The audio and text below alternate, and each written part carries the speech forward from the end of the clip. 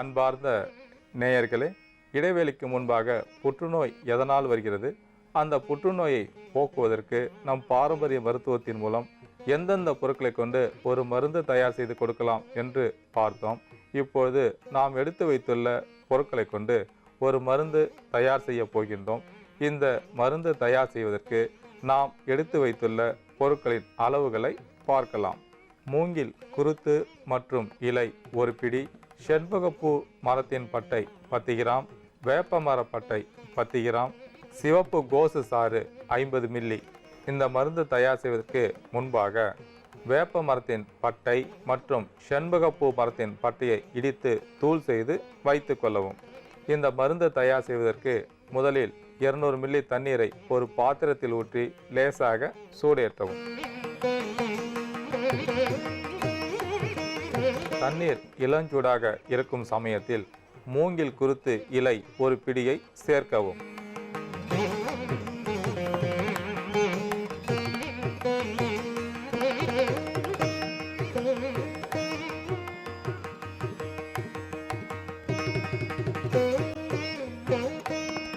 அடுத்ததாக நாம் தூள் செய்து வைத்துள்ள வேப்ப மரப்பட்டை மற்றும் செண்பகப்பூ மரப்பட்டையை சேர்க்கவும்.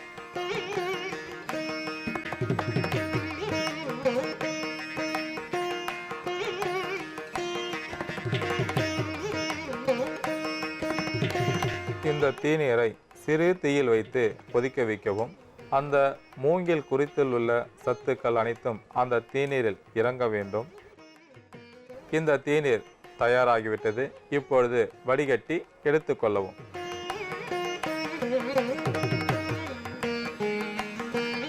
இப்பொழுது இந்த தீநீருடன் 50 மில்லி சிவப்பு கோசு சாறை சேர்க்கவும்.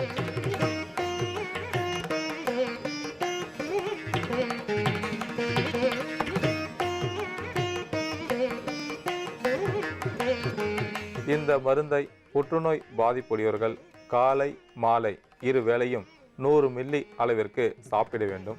நாம் தீநீர் தயார் செய்ததிலிருந்து 50 மில்லியும் இந்த சிவப்பு கோசு சாறு 50 மில்லியும் இரண்டையும் ஒன்றாக கலந்து காலை மாலை இரு வேளையும் சாப்பிட்டு கொண்டு வரும்போது புற்றுநோய் செல்கள் படிப்படியாக அழிந்துவிடும். அது மட்டுமல்லாமல் அந்த புற்றுநோயால் வந்த கட்டி வீக்கம் ஏதேனும் இருந்தால் அந்த கட்டி வீக்கம் படிப்படியாக குறைந்துவிடும். பொதுவாக புற்றுநோயானது உடலில் எந்த இடத்தில் வருகிறதோ அந்த இடத்தை வைத்து உடலில் அறிகுறிகள் வரும். எந்த விதமான புற்றுநோய் பாதிப்பு இருந்தாலும் இந்த மருந்தானது அந்த புற்றுநோய் செல்களை அழித்து உடலை பாதுகாக்கக்கூடியது. புற்றுநோய் பாதிப்புடையவர்கள் இந்த மருந்தை தினசரி சாப்பிட்டு பயனடையுமாறு கேட்டுக்கொள்கிறேன். அன்பார்ந்த நேயர்களே, உடல் பருமன் எதனால் வருகிறது, அந்த உடல் பருமனை போக்குவதற்கு நம் பாரம்பரிய மருத்துவத்தின் மூலம் எந்தெந்த பொருட்களை கொண்டு ஒரு மருந்து தயார் செய்து கொடுக்கலாம் என்று இப்பொழுது பார்க்க போகின்றோம். நம் உடலில் இயற்கையிலே கொழுப்பு சத்து இருக்கின்றது. நாம் உண்ட உணவை செரிக்க வைப்பதற்கும் அந்த உணவில் உள்ள சத்துக்களை உடல் முழுவதும் கொண்டு செல்வதற்கும் கொழுப்பானது அதிக அளவில் பயன்படுகிறது. அதை போல உடலில் ஒரு சில ஹார்மோன் சுரப்புக்கு கொழுப்பு சத்து அதிக அளவில் பயன்படுகிறது. இந்த கொழுப்பு சத்தானது தேவைக்கு அதிகமாகும் பொழுது உடலில் பலவிதமான நோய் உபாதைகள் வருவதற்கு வாய்ப்புண்டு. முதலில் உடல் பருமன் ஏற்பட்டுவிடும்.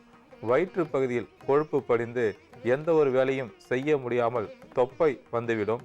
உடல் பருமன் குறைவதற்கு இயற்கையில் கிடைக்கக்கூடிய உணவுகளை அளவோடு சாப்பிட்டு வரும்பொழுது உடல் பருமன் படிப்படியாக குறையும். வயிற்று தொப்பையும் குறைந்துவிடும். உடல் பருமனை குறைப்பதற்கு நம் பாரம்பரிய மருத்துவத்தின் மூலம் எந்தெந்த பொருட்களை கொண்டு ஒரு மருந்து தயார் செய்து கொடுக்கலாம் என்று இப்பொழுது பார்க்க போகின்றோம். இந்த மருந்து தயார் செய்வதற்கு நமக்கு தேவையான பொருட்கள் பார்ஸ்லே விழுது, வெள்ளை வெங்காயம், மிளகு, இஞ்சி மற்றும் இந்துப்பு. இந்த மருந்து தயார் செய்வதற்கு முன்பாக இந்த பொருட்களில் அடங்கியுள்ள மருத்துவ குணத்தை பற்றி பார்க்கலாம். பார்ஸ்லே என்பது கொத்தமல்லி போன்று உருவத்தில் இருக்கும். இந்த பார்ஸ்லேயானது உடலில் உள்ள அதிகப்படியான கொழுப்பை குறைப்பதற்கு அதிக அளவில் பயன்படுகிறது. இந்த பார்ஸ்லேவை ஒரு பிடி என்று எடுத்து தினசரி காலையில் வெறும் வயிற்றில் சாப்பிட்டு கொண்டு வரும்போது உடலில் அதிகமாக உள்ள கொழுப்பு கரைந்து வெளியேறும். வயிற்று பகுதியில் அதிகமாக கொழுப்பு சேர்ந்து கொண்டு தொப்பையை ஏற்படுத்தும். அந்த தொப்பையை குறைப்பதற்கு இந்த பார்சலையில் உள்ள சத்துக்கள் அதிக அளவில் பயன்படுகிறது. அதை போல ட்ரைகிளிசரைட் என்று சொல்லக்கூடிய கெட்ட கொழுப்பை வெளியேற்றுவதற்கும் இந்த பார்சலே சிறந்த முறையில் பயன்படுகிறது. இந்த பார்சலேவை வாங்கி தினசரி ஒரு பிடி என்று சாப்பிட்டு கொண்டு வரும்போது உடலில் உள்ள அதிகப்படியான கெட்ட கொழுப்பு வெளியேறும். ஒரு ஆரோக்கியமான உடல்நிலையை பெற்று வாழ்வதற்கு இந்த பார்சலே சிறந்த முறையில் பயன்படுவதால் பார்சலே விழுதையும் எடுத்து வைத்துள்ளோம். அடுத்ததாக நாம் பார்க்கக்கூடிய பொருள் வெள்ளை வெங்காயம். வெள்ளை வெங்காயமானது நரம்புகளில் ஏதேனும் பாதிப்பு இருந்தாலும் கெட்ட கொழுப்பை வெளியேற்றுவதற்கும் ஹார்மோன் சுரப்பை சீராக்குவதற்கும் பயன்படுவதால் வெள்ளை வெங்காயத்தையும் எடுத்து வைத்துள்ளோம். அதை போல இஞ்சியானது இரத்தத்தில் அதிகமாக பித்தம் இருந்தாலும் குறைக்கும். அதை போல உடலில் அதிகப்படியாக உள்ள கெட்ட கொழுப்பை வியர்வை மூலம் வெளியேற்றும். அப்படி இல்லை என்றால் சிறுநீர் வழியாக கரைத்து வெளியேற்றக்கூடியது. இரத்த நாளங்களில் உள்ள கொழுப்பை குறைப்பதற்கும் இஞ்சி சாறானது அதிக அளவில் பயன்படக்கூடியது.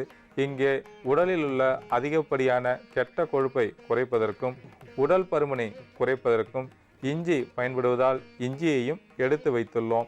அதற்கடுத்ததாக பார்க்கக்கூடிய பொருள் மிளகு. மிளகானது மிகச்சிறந்த இரத்த சுத்தியாக செயல்படக்கூடியது. உடல் பருமன் இருப்பவர்களுக்கு உடல் அசதி, சோம்பல் இருக்கும்.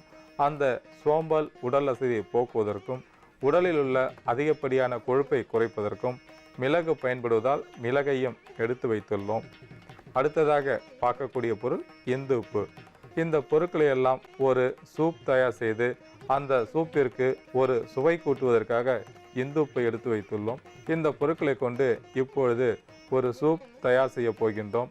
இந்த சூப் தயார் செய்வதற்கு நாம் எடுத்து வைத்துள்ள பொருட்களின் அளவுகளை பார்க்கலாம். பார்சலே அரைத்த விழுது 25 கிராம், வெள்ளை வெங்காயம் நறுக்கியது 15 கிராம், இஞ்சி 10 கிராம், மிளகு 5 கிராம், இந்து உப்பு தேவையான அளவு.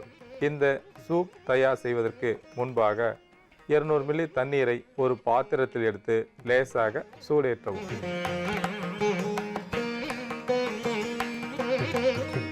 இப்பொழுது மிளகை 1-2 இடித்து சேர்க்கவும்.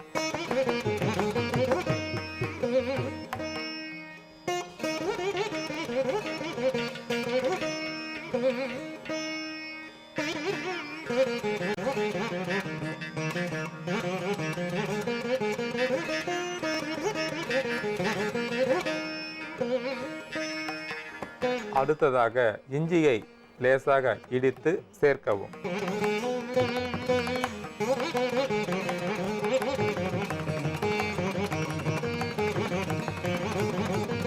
அடுத்ததாக வெள்ளை வெங்காயத்தை சேர்க்கவும்.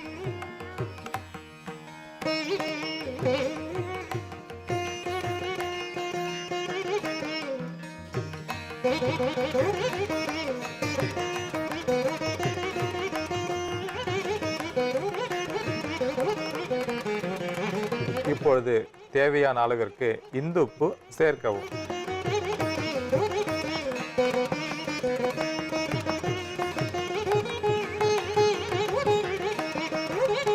இந்த சூப் தயாராகிவிட்டது. இப்பொழுது வடிகட்டி எடுத்துக்கொள்ளவும்.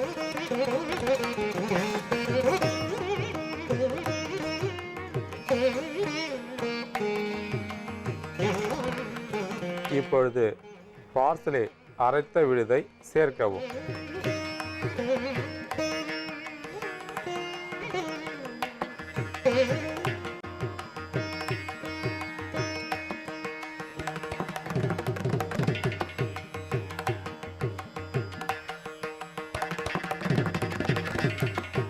அதிக உடல் பருமன் உடையவர்களும் உடலில் கெட்ட கொழுப்பு அதிகமாக உடையவர்களும் இந்த சூப்பை காலை மாலை 2 வேளையும் 100 மில்லி அளவிற்கு சாப்பிடுவதற்கு முன்பாக குடித்து வரும்போது